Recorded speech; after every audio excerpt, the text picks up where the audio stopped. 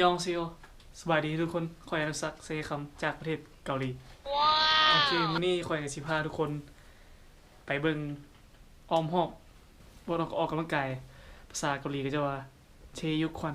ฟินเรือบ้านเฮาเอิ้นว่าฟิตเนสละที่คนมักเอิ้นส่วนหลายซึ่งมื้อนี้คอยสิได้ไปออกกำลังกายคอยได้ไปมามื้อนี้เป็นมื้อที่5แล้วซึ่งคอยก็ได้ฮู้ว่ามันมีหยังแหน่ละแล้วก็สิพาทุกคนไปเบิ่งกันว่ามันเป็นจังได๋นะครับระยะทางที่คอยได้ย่างไปมันไกลส่ำใด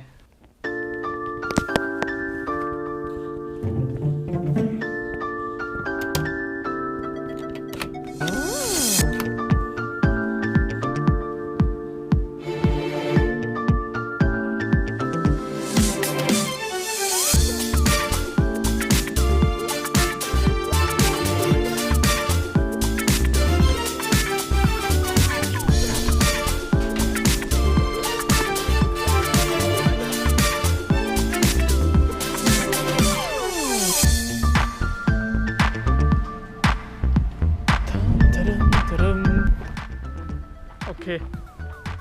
อันนี้ก็เป็นระยะทางที่คอยจะได้ย่างไปมันก็บ่ไกลปานใดเบิ่งวิวบ่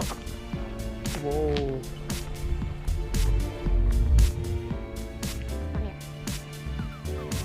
ซึ่งใช้เวลาย่างไปประมาณ 2-3 นาทีแหละบ่ไกลเพราะมันอยู่ในอ้อมแอมโรงเรียนมันก็บ่ได้ไกลอะไรหลายคนกับเขามาใช้บริการอยู่นี่หลายในบนนี้ก็เป็นบนที่คอยถ่ายรูปบน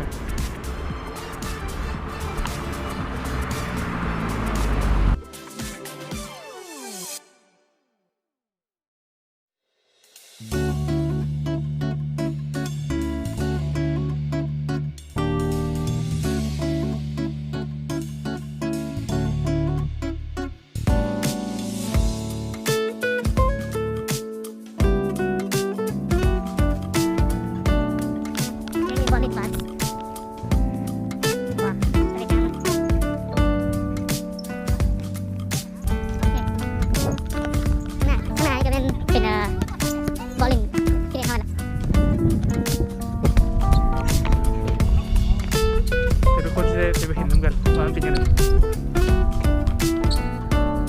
นี่อากาศดีไหม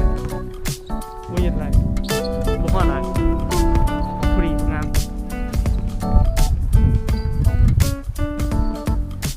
let's go ถ้าใครมีความตั้งใจที่อยากจะ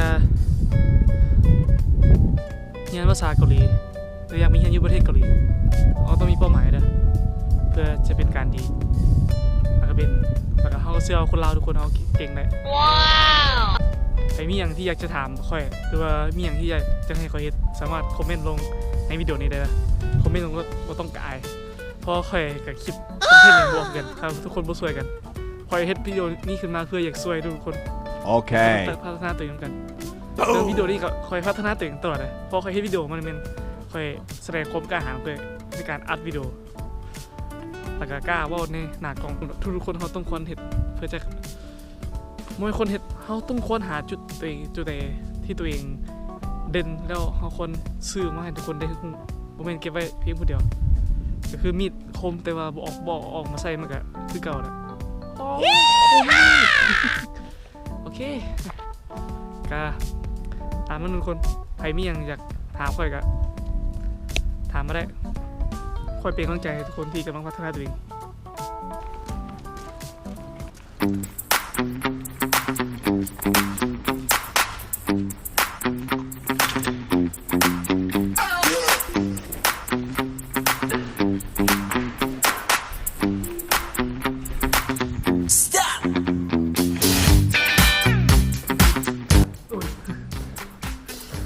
ทุกคน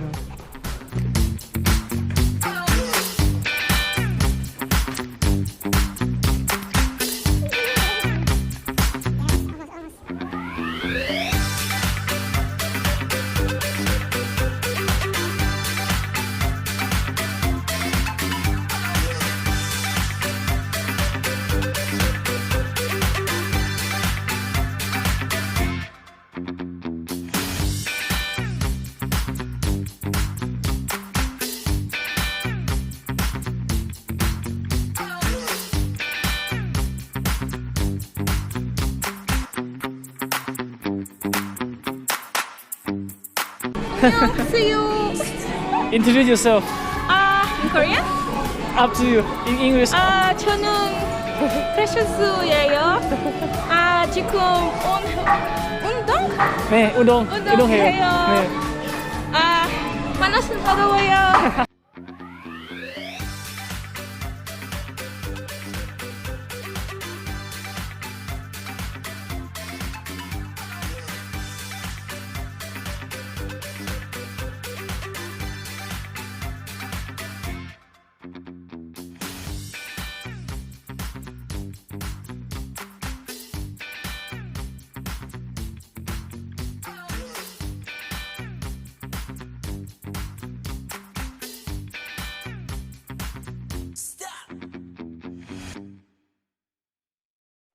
ซึ่งว่าวิดีโอนี้ข่อยก็อยากซื้อให้ทุกคนให้เห็นความสำคัญของการออกกำลังกายเห็นความสำคัญในการเบิ่งแย่งตัวเองถึงเราสิเฮ็ดเวียกหนักหลายสำหรับเราก็ต้องอย่างหน่อยเราก็ต้องได้ออกกำลังกายอย่างหน่อยให้มันได้ประมาณ20 นาทีขึ้นไปหรือว่า15 นาที30 นาทีก็ยิ่งดีเพราะว่าร่างกายเรามันสำคัญหลายถ้าเราปะละเลยมันหาแต่เงินเงี้ยลูกเดียวบ่ใส่ใจมันนี่เดี๋ยวเขาจะเสียใจทีหลังเลยเพราะความสุขของนี่มันมาจากภายในและกับภายนอกซึ่งภายในจิตใจนึงจิตใจสองอะภายนอกคือห่างไกลซึ่งเงินเดียวหาไปได้ไม่จริงๆเข้าไปในจิตใจเขาใช้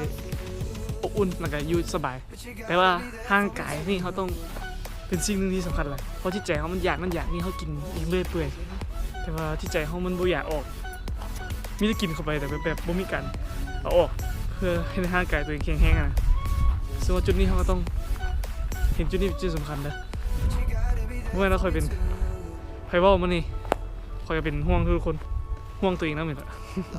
เพราะคอยกันเริ่มมาฟิตเนสนี่มาบุขาดเลยมาทุกมือแต่ว่าอีบุดงก็ขาด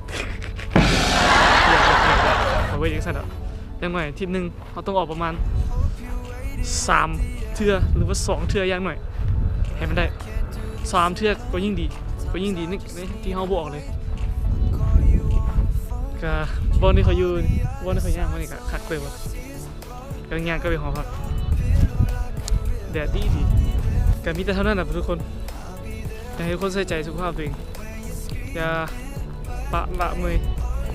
หรือประมาท underestimated แล้วพบกันไหมวิดีโอหน้าคอยจะมาคอยจะสัมภาษณ์ให้คนอื่นสัมภาษณ์เขาเองเพราะว่าวิดีโอที่5อีพิโซดที่คอยได้สัมภาษณ์กับเจ้าวันนี้เขาจะถามให้กับเจ้าถามคอยว่าอย่างต่างๆแหละแล้วคอยสิตอบเป็นภาษาอังกฤษแล้วคอยสิว่าภาษาเกาหลีน้อยนึงเพราะว่ายังบ่เก่งปานใดเลยโอเค여러분 안녕하세요. 저는 아누삭입니다. 오늘 자기소개를 하게 돼서 근합니다. เพจคอยนะ SD วิทย์เจมคอยอนุสักเซครับจากประเทศเกาหลีขอบคุณ